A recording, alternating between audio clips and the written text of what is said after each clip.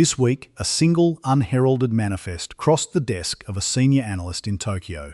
It wasn't a trade agreement, a press release, or a diplomatic cable. It was a simple shipping schedule. A tanker departing from Kitimat, British Columbia, destined for the Japanese energy hub at Himeji. In the standard narrative of North American energy dominance, this vessel should not exist.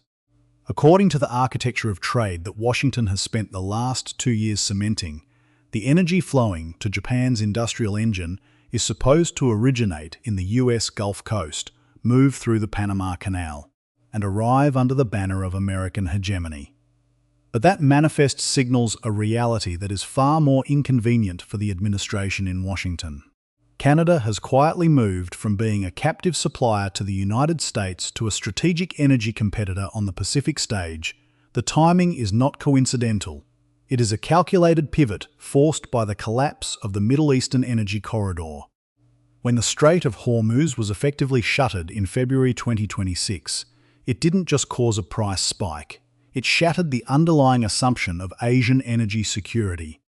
For 3 decades, the Asian powers, Japan, South Korea, China, operated on the assumption that their supply lines were protected by a global order. When that order evaporated, the scramble for resilient, geographically secure supply was not a matter of market preference. It was a matter of national survival.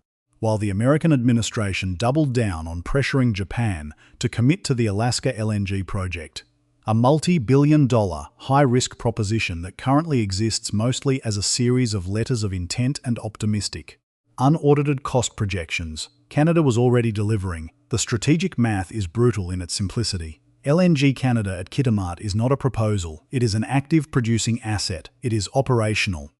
It is shielded from the tectonic volatility of the Middle East. Most importantly, it is defined by the inescapable geometry of the North Pacific. A 10-day voyage from British Columbia to Tokyo is not merely a logistical advantage over a 30-day slog through the Panama Canal. It is a structural pricing barrier that no amount of presidential negotiation can overcome. Every time a tanker leaves the Gulf Coast, it is carrying the massive added weight of transit times, canal fees, and the persistent, unhedgeable risk of a second major choke point failing. Asian procurement chiefs have crunched these numbers. They have looked at the stability of the Canadian regulatory environment, the equity stakes they hold in Kitimat, and the direct, unblocked route across the Pacific.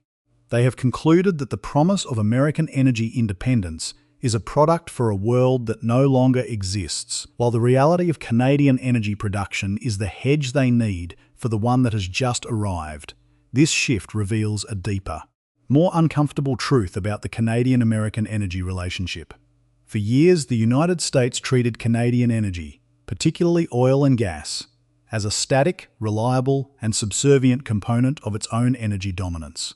The infrastructure was built to feed the American mid-continent, keeping Canadian commodities trapped in a single destination market. The Trump administration's recent tariff-heavy diplomacy was designed to tighten that grip, treating trade access as a lever to force compliant purchasing patterns. But a lever only works if the other party has no alternative. By closing the Middle Eastern supply chain, the current global conflict inadvertently gave Canada the strategic space to break that lock. By aligning with Asian partners who are desperate for supply certainty, Canada is not just diversifying its exports, it is fundamentally decoupling its energy future from the whims of Washington's trade agenda. The evidence is in the deepening. Formal agreements between Seoul and Ottawa to dramatically scale up resource flows, explicitly framed as a move to bypass the contested waters of the Indian Ocean. It is in the reality that the major Asian utilities are now equity owners in Canadian infrastructure, not merely customers at the end of an American pipeline. They are stakeholders in the supply chain, which transforms their risk calculation from a transactional one into a long-term structural alignment. They are no longer relying on the goodwill of a foreign government that might, at any moment, impose a 25% tariff on the very steel they use to build their domestic economies. They are partnering with a jurisdiction that provides a secure, short-haul, and politically stable alternative. The architecture of this shift is now visible to anyone willing to look at the map instead of the headlines. The Gulf Coast strategy relies on the presumption that Asian importers are price takers who will absorb the costs of geopolitical friction for the sake of political loyalty. The Canadian reality relies on the fact that Asian importers are value seekers who have been forced to prioritize geography and security above all else. Washington is selling a narrative of dominance, while Canada is quietly capturing the market of necessity. The massive investments in Kitimat and the emerging expansion of the Pacific Terminal Network aren't just industrial projects.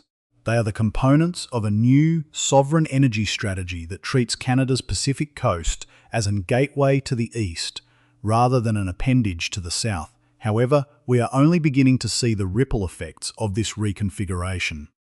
As the major Asian players shift their long-term supply bets toward British Columbia, the impact on the American trade position is becoming irreversible.